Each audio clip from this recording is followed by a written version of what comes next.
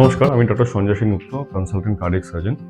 Operation হয়ে বাড়ি যাওয়ার পরে এই যে বুকের কাটা অংশটা বা MICS এর যে ছোট 3 ইঞ্চির যে আমাদের ড্রেসিংগুলো হয়, বাড়ি যাওয়ার পরে আমরা বলি যে অল্টারনেট ডে বা এভরি ডে আপনারা ড্রেসিং করবেন।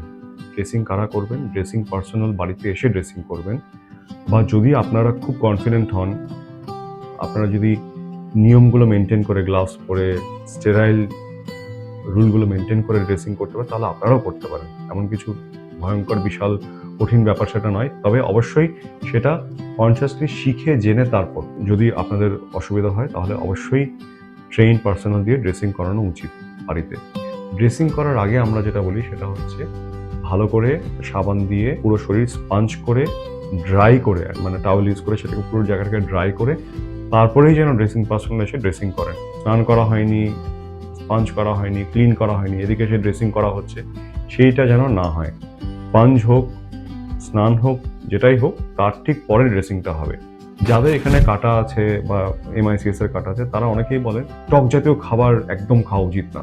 তো সেটা একদমই ভুল ধারণা। টক জাতীয় খাবার বলতে যে কোনো টক জাতীয় ফলে আর কি ভিটামিন সি আছে, পেয়ারা, কমলা লেবু বা পাতিলেবু, এই খাবারগুলোতে কিন্তু অ্যাভয়েড করার দরকার নেই। কারণ ভিটামিন সি হচ্ছে হিলিংয়ের জন্য খুব ইম্পর্টেন্ট। আমরা অনেক সময় কিছু কিছু পেশেন্টকে ভিটামিন সি ট্যাবলেটও দিই। আলাদা করে ট্যাবলেট খাওয়ার কোনো দরকার নেই। আপনারা ভিটামিন সি জাতীয় টক খাবার কিন্তু অ্যাভয়েড করবেন না অযথা। আমরা জেনারেলি অপারেশনের দিন থেকে শুরু করে 14 দিন বাদে বা 15 দিন বাদে আমরা স্টিচগুলো কাটার কথা বলি। বা যদি স্টিচ না কাটতে হয়, চামড়ার ভেতর দিয়ে স্টিচ করা হয়, সেটা অ্যাবজর্ব হয়ে গেলে আমরা সেটাকে 14 to 15 ডেজ বলে মনিটরিং করি। স্টিচ কাটা হয়ে গেল, তারপরে কিন্তু অবশ্যই আপনার নর্মালি স্নান করবেন। আমরা কিছু কিছু পেশেন্টকে আমরা এরকমও দেখেছি 10 দিন পরেই কিন্তু আমরা স্নান করার পারমিশন দিয়ে দিয়েছি এবং তাদের কিন্তু কোনো অসুবিধা হয় না। জল ঢেলে নর্মালি স্নান করতে কিন্তু কোনো অযথা ভয় পাবেন না। খুব সাবান দিয়ে ঘষে ঘষে এই জায়গাটাকে নষ্ট করবেন না, সেটা করার দরকার নেই। নর্মালি সাবান দিয়ে আমরা যেভাবে জল দিয়ে স্নান করি 14 দিন বাদে, মানে 2 সপ্তাহ সার্জারি 2 সপ্তাহ বাদে অবশ্যই স্নান করা শুরু করবেন।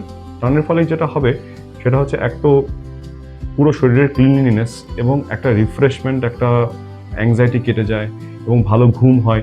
এই অ্যাসপেক্টগুলো কিন্তু অবশ্যই আপনাদের মাথায় রাখতে হবে। অযথা স্নান করাকে ভয় পাবেন না অপারেশনের পর।